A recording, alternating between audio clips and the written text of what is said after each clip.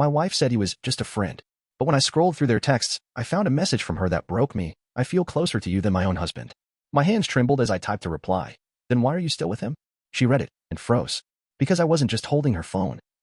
I was watching her face as she realized I had read every word. I'm 42. I've been married to my wife Melissa, not her real name, for 15 years. We live just outside Cincinnati, Ohio. 2 kids, 10 and 7. I work in IT. Melissa is an interior designer. She mostly works from home but meets clients in person sometimes. We weren't perfect, but I thought we were fine. Normal married life. Kids, bills, work, stress. Still kissed each other goodnight. Still laughed sometimes. Still held hands during movies. I thought she was happy, or at least okay. She started working with a new client named Eric about 8 months ago. She mentioned him in passing. Said he was picky but paid well. Lived across the river in Kivington. I didn't think much about it. She'd show me photos of his place sometimes. Ask my opinion on furniture colors or artwork. It seemed innocent. But then little things started changing. Melissa always looked good, but suddenly she was putting in extra effort. I mean, curling her hair at 8 a.m. for a meeting? Lipstick and heels for what she said was just a consult? It didn't make sense. I teased her once. Damn, Eric getting the VIP treatment? She laughed it off. Said she just wanted to feel professional. Maybe I should have seen it then. But I didn't. Or I didn't want to. Melissa used to leave her phone on the kitchen counter for hours. Now it was always with her. Always face down. She'd take it to the bathroom, to the laundry room, even out to the mailbox. I noticed. Of course I noticed. I'm not stupid. I brought it up once. Said something like, "You've been really glued to your phone lately." She rolled her eyes and said, "It's just work. Clients are needy right now." I let it go. I wanted to believe her. I'd catch her sitting on the couch, grinning at her screen. Not just smiling, glowing. The kind of look you give when you're texting someone who makes you feel alive. I'd ask what was funny. Just memes. Stacy sent a stupid video. Nothing. But I knew. I think deep down I already knew. It was a Thursday. The kids were asleep. Melissa was taking a shower. Her phone lit up on the bathroom counter. I glanced at it without thinking. It was unlocked. I can't explain what came over me. I wasn't snooping. I wasn't looking for a reason to fight. I just tapped it. I wish I hadn't. But I did. There was a message thread named Simply E. Just a letter. Red flag right there. I opened it. It wasn't even hidden. Hundreds of messages. Jokes, flirty comments, inside references, even pet names. No shame. No effort to cover it up. And then I saw it. She wrote, "I feel closer to you than my own husband." I stopped breathing. My whole chest tightened. I swear I could hear my heartbeat in my ears. My hands were shaking. My stomach dropped. My vision blurred. She felt closer to him than to me. After 15 years, 2 kids, everything we built. My fingers moved before my brain did. I typed back, right there in the message thread, from her phone. "Then why are you still with him?" And then I waited. I heard the shower stop. A minute later, she walked out, wrapped in a towel, rubbing her hair dry. She was smiling. Until she saw me. Until she saw what I was holding. Her face went pale. She didn't speak right away. Just stood there. Then quietly, "Nate, what are you doing?" I didn't say anything. I just held up the phone. Showed her the message. The one where she chose someone else over me in 12 goddamn words. She froze. Not denial. Not shock. Not anger. Just guilt. You can see it when someone's soul leaves their body for a second. That was her face. She walked over slowly, took a step toward me. Reached out like she might grab the phone. I pulled it back. "How long?" I asked. Silence. "Melissa, how long?" "It wasn't like that," she said. But her voice was shaking. I asked again. "How long?" She sat down on the edge of the tub and finally answered. "Since August." It was March. She said it started innocently. Said she and Eric just connected. That he listened more. That he saw her. Said it made her feel like a person again. Then it escalated. They met up a few times. She swore it only got physical once. I asked if they slept together. She said yes. Just once. I don't know if that's true. And honestly, I don't think it matters. The emotional part was worse. Way worse. She told him she felt closer to him than to me. Not more attracted. Not more excited. Closer. Do you know what it feels like to realize your wife shared her heart with another man? Her soul? Her private thoughts? The things she used to tell you? That's not cheating. That's betrayal on a level I wasn't prepared for. I didn't scream. I didn't throw anything. I just left. Grabbed my keys and drove. Ended up sitting in a Meijer parking lot for 3 hours. No music. No calls. Just silence. She tried texting. I didn't read them. When I came back at 2 a.m., she was still up. Sitting in the dark. Said she was sorry. Said she never meant to hurt me. Said she didn't know how it got that far. I told her I needed space. She moved into her sister's place the next day. I didn't tell them much. Just that mommy and daddy needed to take a break. That it wasn't their fault. That we still loved them. My son asked if I was mad at mommy. I said I was sad, not mad. He said, "Did mommy break the rules?" I didn't answer. It's been 3 weeks. She texts sometimes. I reply when it's about the kids. That's it. She says she ended things with Eric. I don't care. I don't believe her. And I don't think it matters anymore. I haven't told anyone else. Not family. Not friends. Not even my brother. This is the first place I've written it all out. I'm not looking for sympathy. I just needed to say it. Somewhere. I still wake up hoping it was a dream. Still hear her voice in my head saying, I feel closer to you than my own husband. If you've ever been through something like this, I get it now. I didn't before, but I do now. I'm broken in a way I didn't know was possible. And I don't know what happens next. It's been a few weeks since I found the messages on my wife's phone. Since I saw her tell another man she felt closer to him than to me. Since she moved out. But sometimes she'd slip in more. I miss you. I've been thinking about us. I ended things with Eric. I swear. She said she wanted to come back. I didn't say yes. I didn't say no. I didn't know what to feel. I was angry, numb, lost. But part of me, this broken, stupid part, still loved her. I mean, 15 years isn't something you just delete. I told her if she really wanted to come back, we'd have to talk. Like actually talk. Therapy. Boundaries. Rebuilding trust from the ground up. She agreed. Too quickly. About a week later, I got a message on Facebook. From a fake profile. No picture. No friends. It just said, your wife never stopped seeing him. That's it. No details. No proof. Just that one sentence. I stared at it for a long time. Part of me wanted to ignore it. To pretend it was a troll. But I couldn't. It ate at me. So I did something I probably shouldn't have. I remembered the address. Melissa had shown it to me once while talking about design ideas. It was in Covington, about 20 minutes from our house. I drove there on a Saturday afternoon. I wasn't even thinking straight. Just rage. Curiosity. Pain. I needed to know. I parked down the street. Sat in the car. Waited. 15 minutes later, Melissa walked out of the building. Not just walking. Smiling. Laughing. With him. Eric. They didn't see me. I ducked. Heart racing. Hands shaking. He touched her back. Lightly. Like he'd done it 100 times. She touched his arm. They looked like a couple. I didn't move for 10 minutes after they left. Just sat there, gripping the steering wheel until my fingers hurt. She had lied. I didn't call.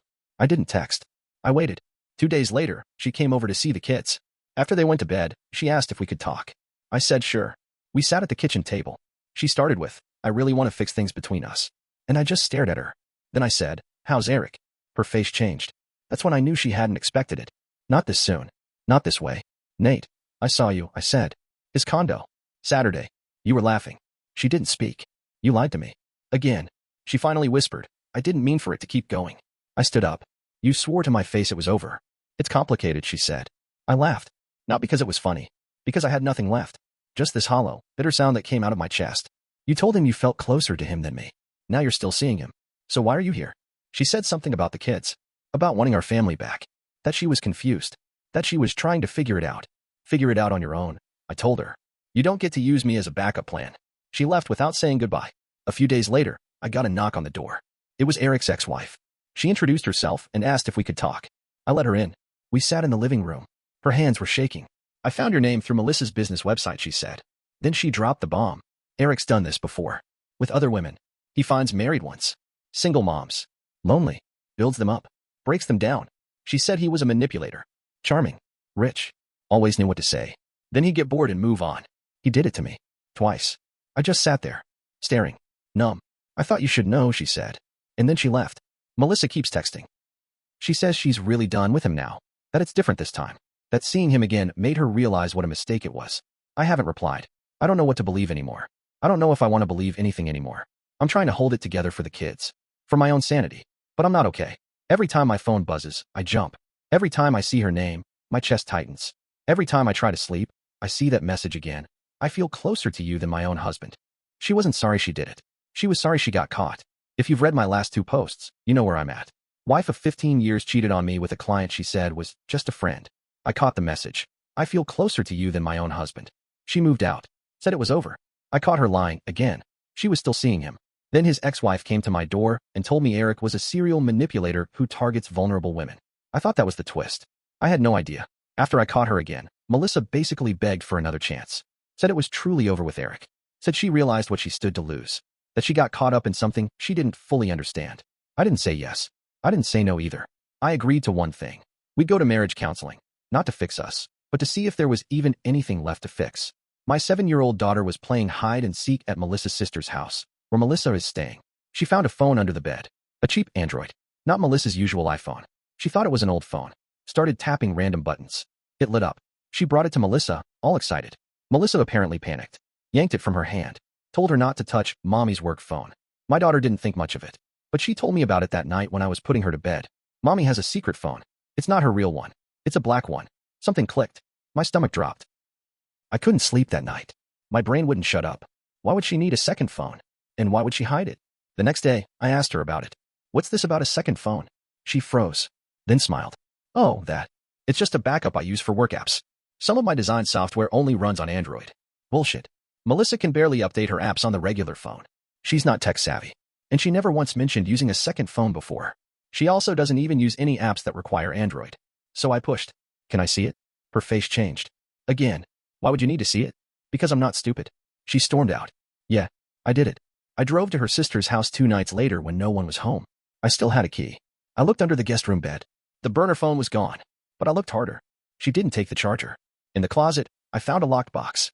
Basic lock, the kind you'd use on a gym locker. I cut it open with bolt cutters from my trunk. Inside, the phone. Still on.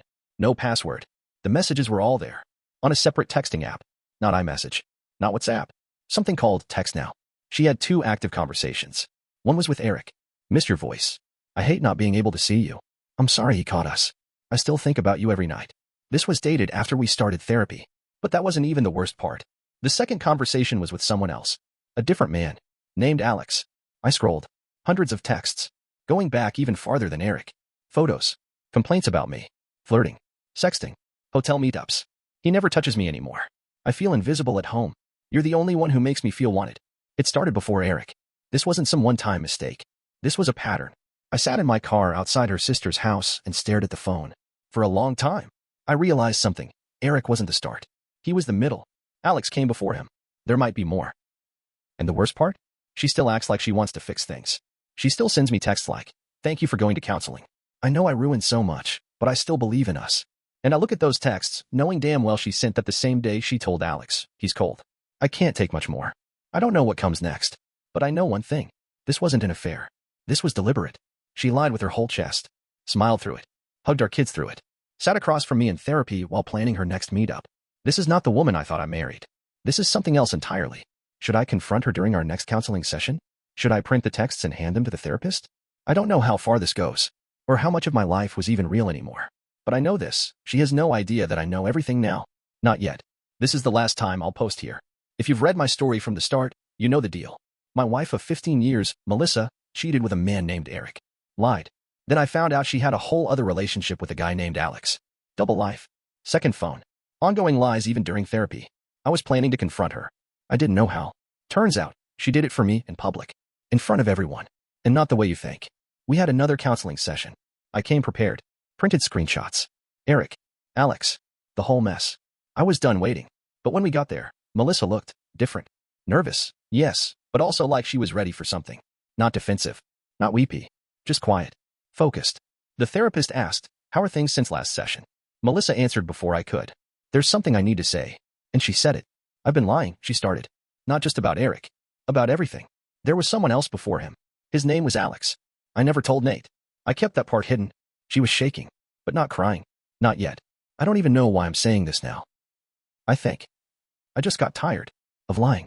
Of pretending. She looked at me, finally. Eyes red, but no tears. "You didn't deserve this. None of it. I don't even know who I am anymore." The therapist asked if she was still in contact with either of them. She nodded. "Once. I stopped talking to Eric 2 weeks ago. But Alex. I kept talking to him. Until yesterday." She said she broke it off. I didn't believe her. But I didn't interrupt. I pulled the folder from my backpack. Dropped it on the table. "You didn't just lie. You built a whole life behind my back." I opened the folder. Photos. Text logs. Hotel receipts. I turned the screen of my iPad toward the therapist. Showed Melissa texting Eric and Alex on the same day she told me she wanted to rebuild our marriage. The therapist sat still. Melissa covered her face. Then, something in me snapped. "You didn't get confused, Melissa. You made choices. Over and over. I was an option. You used me. For the kids. For the house. For the comfort." She looked up. "I didn't mean to." "Yes, you did." I shouted. "You meant to lie. You meant to hide it. You meant to sit across from me, cry in front of this man, and pretend like you were working on us." I was yelling now. I didn't care. "You humiliated me. You destroyed me. And you didn't stop. You just got better at hiding it." She started crying then. "I'm sorry, Nate." "You're sorry you got caught," I said. Silence. I told the therapist I was done. That there was no salvaging this. Not after 2 affairs, a burner phone, and 100 lies. Melissa tried to talk as I walked out. I didn't stop. That night, she came to the house. The kids were asleep. She begged to come in. I let her stand in the doorway. She cried. She said she knew it was over, that she just wanted me to know she really ended things. I finally saw who I'd become. She said therapy woke her up, that saying it out loud made it real, that she couldn't lie to herself anymore. Then she asked the question I'll never forget. Do you hate me? I didn't answer right away. I looked at her, this woman I spent half my adult life with, and I felt nothing. Not rage, not heartbreak, just empty. No, I finally said, but I don't love you anymore either. She moved out permanently a week later, got a small apartment closer to her sister. The kids stay with me most weeks. She visits. They don't know everything, just that mommy and daddy don't live together anymore. Her sister knows the truth. My brother does too. No one judges me, but no one pities me either. Melissa sends me texts sometimes, updates about the kids, sometimes a long message about regret or healing or growth. I don't reply unless it's about the kids. I filed for divorce last month. You think betrayal is loud, obvious, screaming matches, broken dishes, doors slammed. But it's not. It's quiet. It's someone smiling at you across the dinner table while texting another man under the table. It's hearing I love you while they've got someone else's voice in their head. It's being replaced without knowing you were ever at risk. I'm still in therapy. Alone. I started journaling, hiking more, sleeping better. Some mornings still hit me like a train. Like it just happened. Like I'm back in that bathroom, reading those words again. I feel closer to you than my own husband. But some mornings, I wake up and don't think about her at all. That's progress. I don't know what the future looks like. I don't know when I'll be ready to trust again. But I do know this. You can love someone with your whole heart. Give them everything. Build a life. Raise kids. Share dreams. And still, they can look you in the eye and lie. It doesn't make you weak. It doesn't make you blind. It just means you loved someone who didn't deserve it. I did everything I could. And now, I walk away. Not broken. Not healed. But free.